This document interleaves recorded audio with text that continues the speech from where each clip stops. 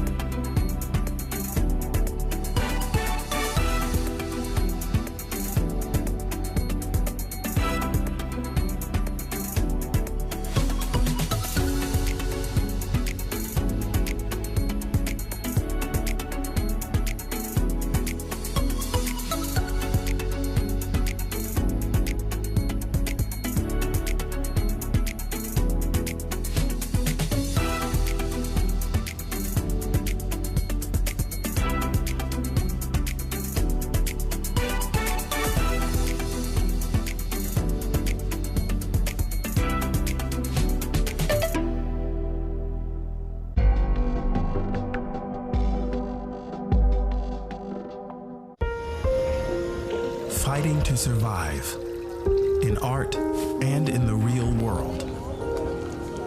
Ukraine at the Venice Biennale. Art in the midst of war. Powerful, direct, and determined to show that though Ukraine is suffering, it hasn't lost its identity. Arts 21. In 60 minutes on DW. It started out with spooky intimidation and transformed into an orgy of hate and violence. The history of the Ku Klux Klan, the oldest terrorist organization in the United States. Its members fight for a racist state ruled by white supremacy. Founded over 150 years ago, it's repeatedly died out, but always been resurrected. The Ku Klux Klan starts May 11th on DW. One of mankind's oldest ambitions could be within reach. What if it really is possible to reverse aging? Researchers and scientists all over the world are in a race against time.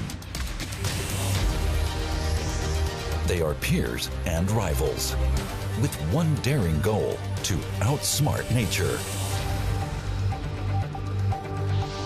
More Life starts May 28th on DW.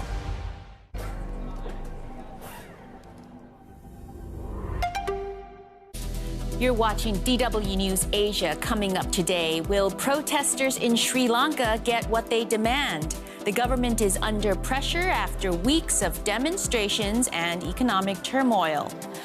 Plus, in India, a teenage chess sensation. We meet the young grandmaster who recently bested the world's greatest.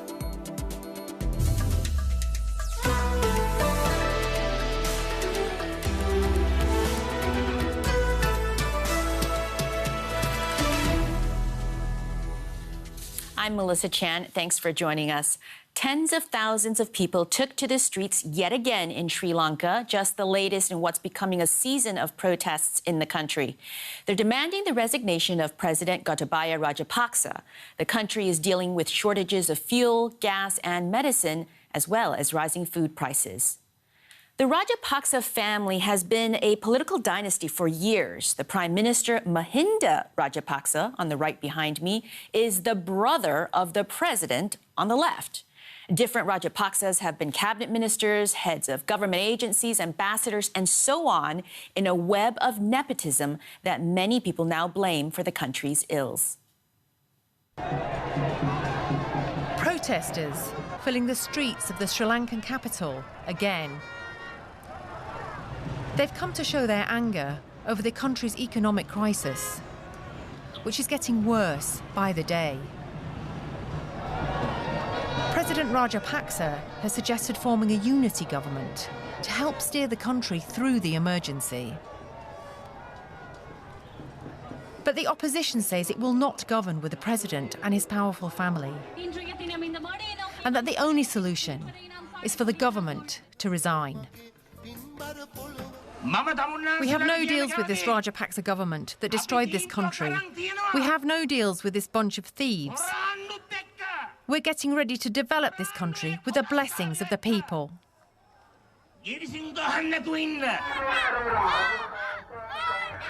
Protesters from all walks of life are joining the demonstrations. They say the government's mismanagement of the economy is to blame for acute shortages of fuel, food and other basics. The demonstrators say key mistakes were a tax cut in 2019, which depleted government revenues, and investments in big infrastructure projects that have failed to generate enough returns. The demonstrators are also furious about a government decision to ban fertiliser imports, which caused the harvest to fail. Fueling their frustration and worsening the situation, the country lacks the foreign currency reserves needed to import essential goods. And people are now having to pay at least 30% more to buy food and medicine. Rajapaksas have to go. They are trying all their best to stay, but with the people's power, definitely, I think we can send them home. A strike last week by millions of state and private sector workers also increased pressure on the government. The mass walkout brought much of the country to a standstill. Protests look set to continue. But despite the escalating situation, the Rajapaksas seem determined to stay in power, whatever the cost. Joining us is Amantha Pereira, a journalist and researcher at Central Queensland University. Amantha, how is it looking to you? Are these rolling protests powerful enough to bring down the Rajapaksa family? Well, the one thing is very clear, that the protesters are not going to let down anytime soon. But what has been equally clear is that the Rajapaksas are also not willing to even loosen slightly their hold on power. So it's kind of like a war of attrition that is going on here, where protesters keep coming onto the streets. Their numbers are increasing. There is no sign of them giving up. But also, on the other side, we see the government also entrenched, trying to maneuver to a position where there can be change, but that change would not necessarily mean that the Rajapaksas will not be out of power. Can you spend a moment giving us a sense of just how key this family has been to the country, how people used to feel about them? Well, the family has been in politics for probably a century now. So if you take Nama Rajapaksa, who is the son of the former president Mahinda Rajapaksa, he is probably a third-generation Rajapaksa who's in parliament. But they really came into prominence in 2005 when Mahinda Rajapaksa won the presidential election, and then they consolidated their power when they were able to achieve a victory over the separatist Tamil Tigers who were waging a separatist war in Sri Lanka. And thereafter, what we have seen is the Rajapaksas becoming the apex political family in Sri Lanka. And even when the Rajapaksas were out of power between 2015 and 2019, they were the main factor in Sri Lankan politics. So for the better part of the last 2 decades, they have been the apex political family in Sri Lanka. And there is no political conversation, no political decision that probably takes place, and that probably has taken place, without even a mention of this family. Now, let's say the family does step aside in whatever capacity and a new group of politicians or opposition leaders inherit this mess. What will it take to get the country back on track? I think what it will take to get the country back on track is some seriously austere economic policies that are implemented. For example, cutting government expenditure, making sure that the right economic policies are not only implemented, but followed through. Because what Sri Lanka has seen is that every time, not even when a new government comes into place, when a new minister comes into office, policies tend to change without any consideration for the impact or what has been decided beforehand.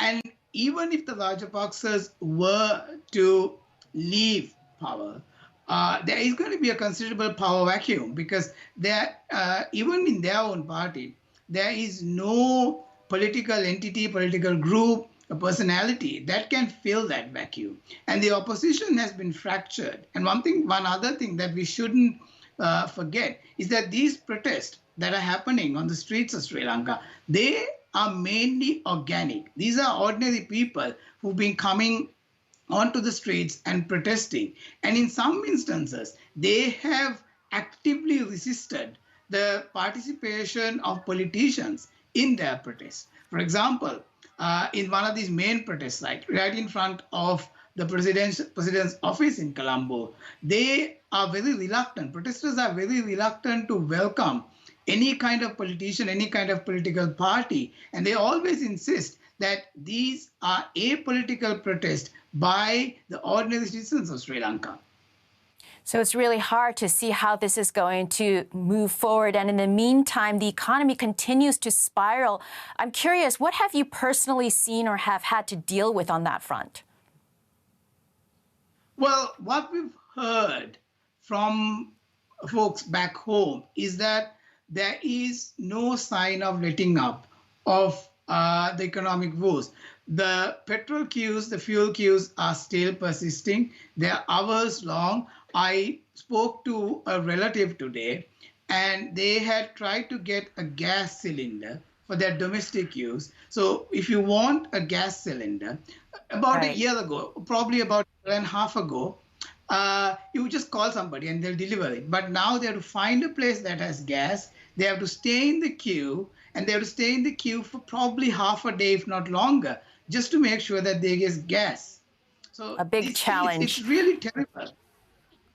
Absolutely. Well, Amantha Pereira, thank you for joining us, and we hope to speak to you in terms of this ongoing story.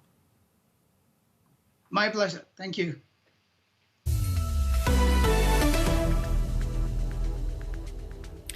He is considered one of the greatest, if not the greatest, chess player of all time. Norwegian Grandmaster Magnus Carlsen has been ranked the world #1 for more than a decade.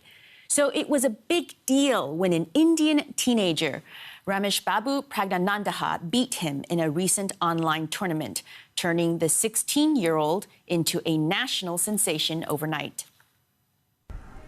This 16-year-old is a chess sensation. Prag, as he's known, is the youngest player to beat the world champion, Magnus Carlsen. I just went to the game and tried to play my best. I got a chance early on, but I missed it up. And then I got the second chance, which I took on. And then, yeah, I launched an attack on his king, and it was quite a good game. Prag, who's from the eastern Indian city of Chennai, defeated Carlsen in just 39 moves. In general, I was happy with the win, but I didn't expect so many people to follow this result. And a lot of people started to play chess after that, so yeah, it's a great thing for chess. Prag's now a grandmaster, the highest title in the chess world. His parents can boast of not just one, but 2 chess talents in the family. Prag's sister Vaishali taught him the game. We don't know anything about chess initially. The early years, Vaishali used to watch movies and TV all the time. We want to distract from the watching TV and all that. We asked her to go to chess class and drawing class. That's why we are in the field of chess. Vaishali is a so-called international master. She says she and Prague owe their success to their parents. Our parents had some issues, like financial issues, to bring up like 2 players, like coaching fees, to travel to tournaments, accommodation, everything. Without that, it's not possible to achieve all this, and my parents are very supportive, and my mother usually travels to tournament. My father usually does the other things like ticket and a lot of other things. Despite his big victory, Prague is staying grounded. Yeah, I was working on mental fitness for some time. Like, one of the things is not to think about result and just playing the game for fun and to enjoy the process. And one day, this teenager may earn a place among the legends in chess history. That does it for us. We leave you with pictures across the continent as millions of Muslims celebrate Eid and the end of Ramadan. See you tomorrow on DW.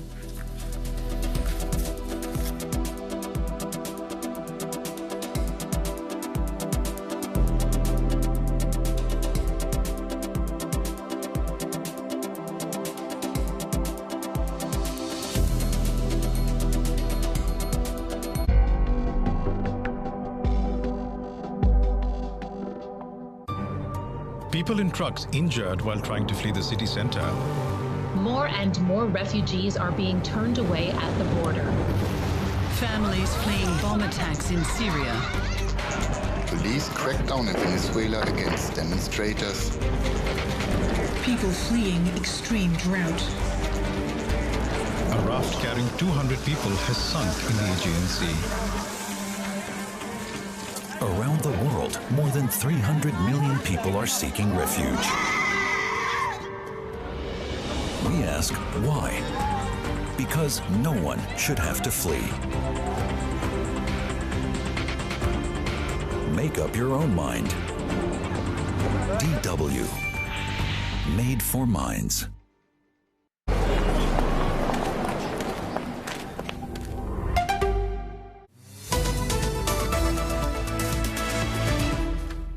Germany calls for an embargo on Russian oil imports, but warns consumer prices will rise further as a result, and that there could even be supply deficits. Is the EU ready to take the plunge? Also on the show, Indian Prime Minister Narendra Modi visits Berlin today.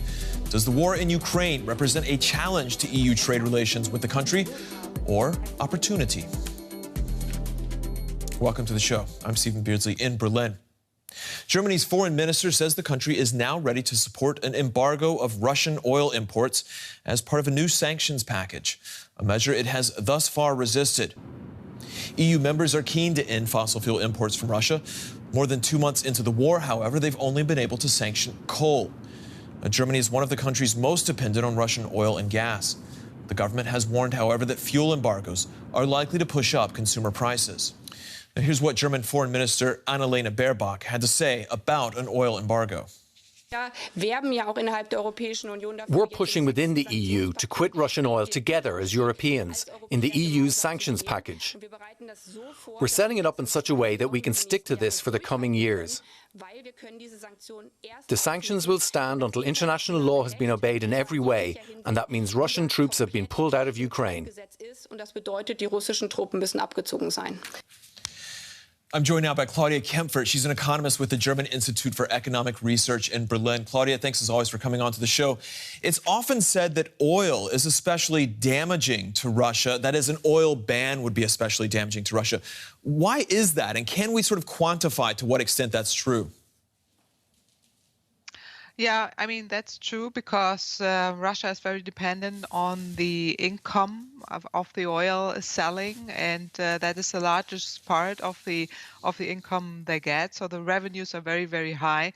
We saw that at least in the last 2 months, Europe has paid over 60 billion only for the import of oil and gas from Russia. So on the other side, Russia is very dependent on this income and gets the largest part from the oil exports.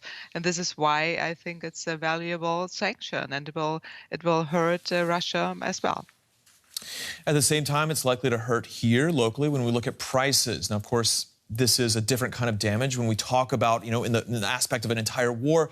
But local prices will rise. That's what the economy minister said today. Is that something that consumers here are willing to put up with, do you think? What kind of a shock could this be for them?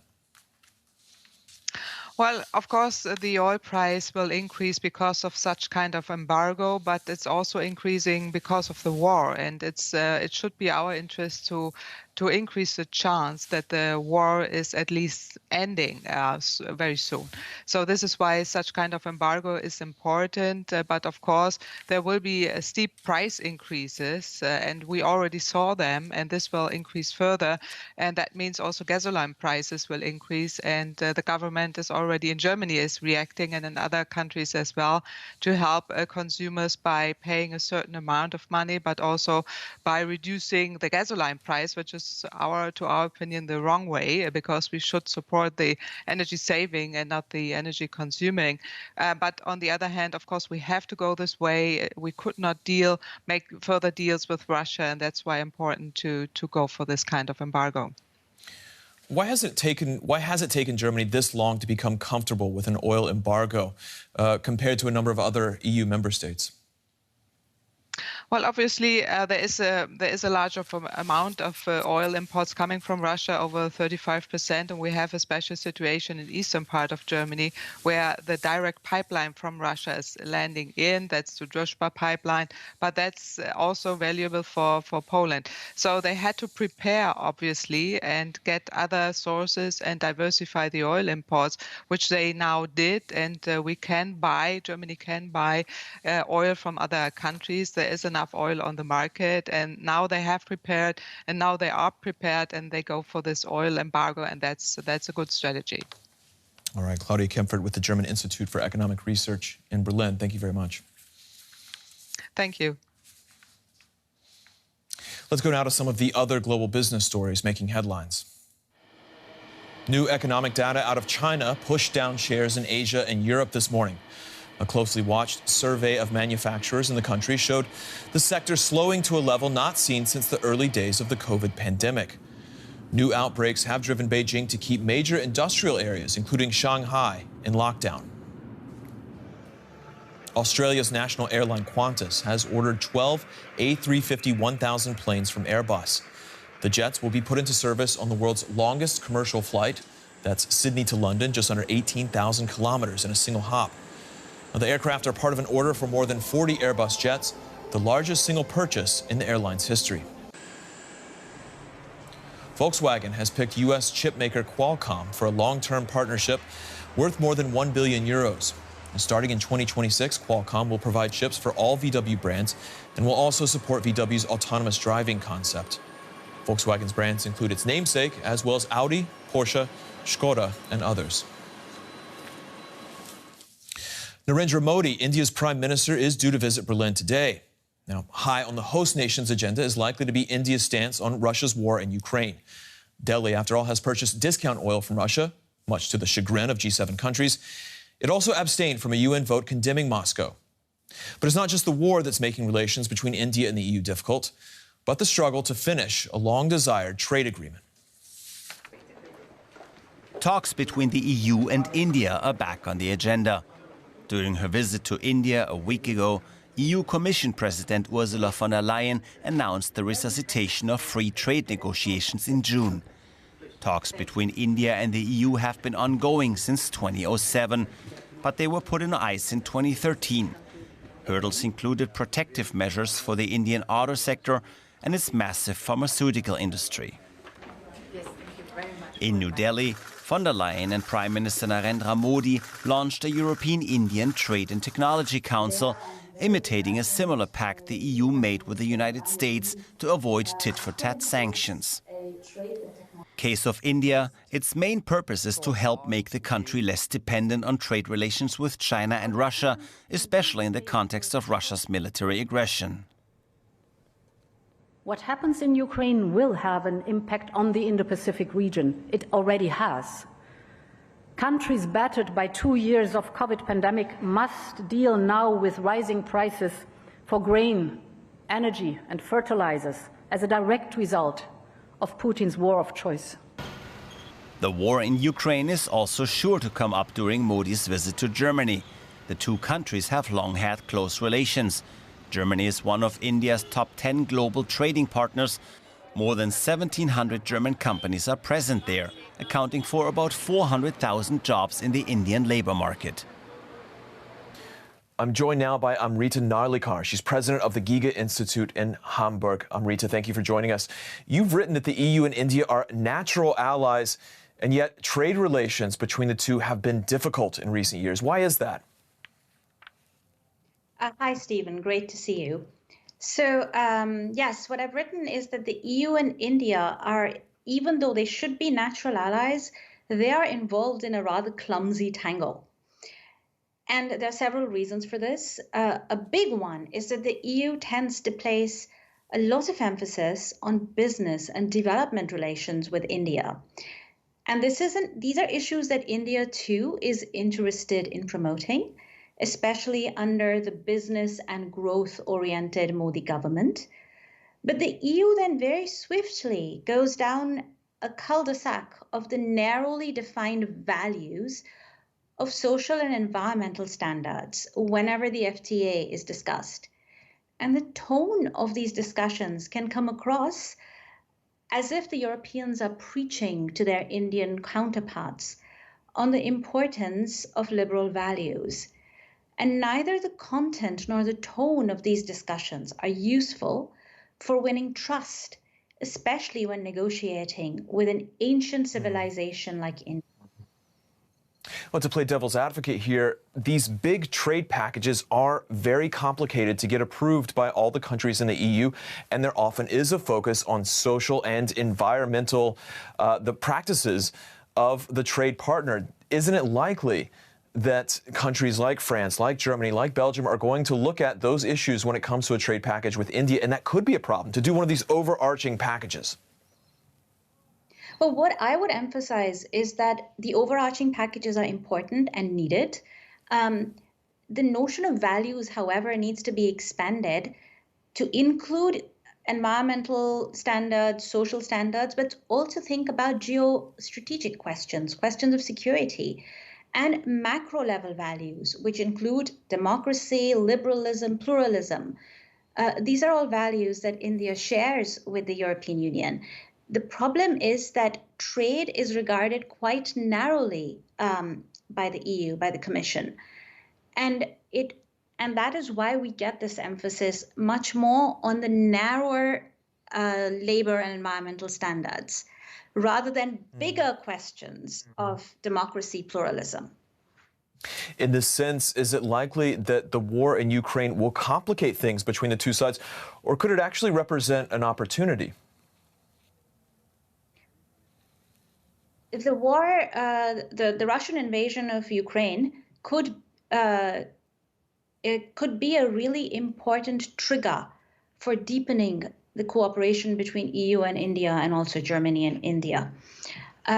So on the one hand, the EU could keep trying to point the finger at India for not taking a strong stance in favor of democratic Ukraine.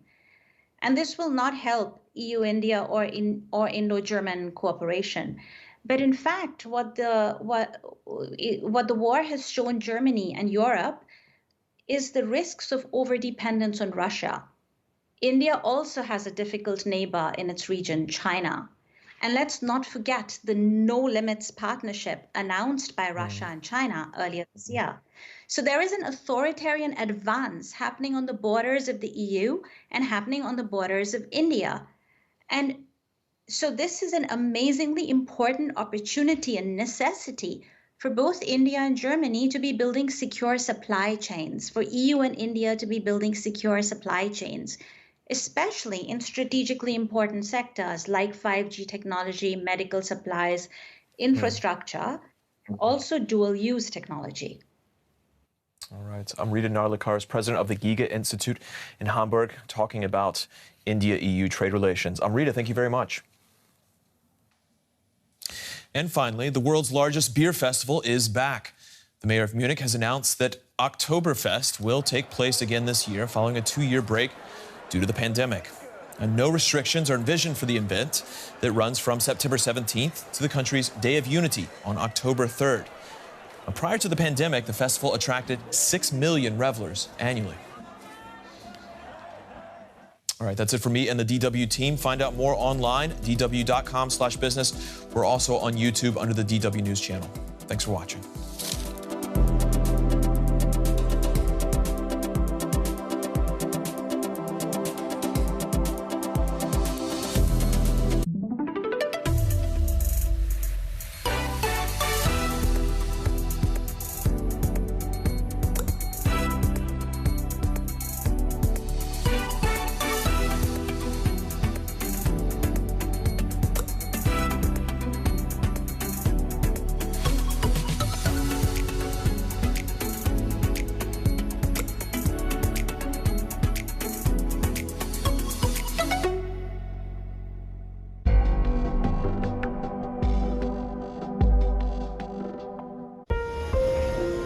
Fighting to survive in art and in the real world.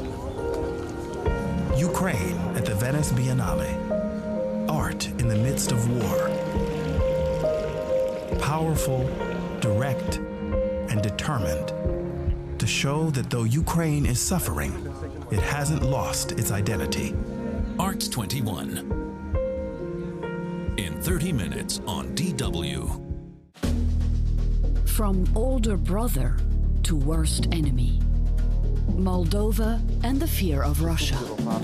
The small country fears for its independence, but they're helping those fleeing Ukraine anyway. And every day, people are fearing a Russian invasion. Close Up. In 75 minutes on DW. What's making the headlines and what's behind them? DW News Africa. The show that tackles the issues shaping the continent. Life is slowly getting back to normal here. We're on the streets to give you in-depth reports and insights. Our correspondents on the ground reporting from across the continent. All the trends that matter to you.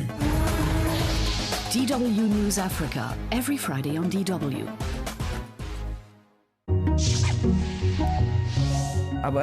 When I arrived here, I slept with 6 people in a room.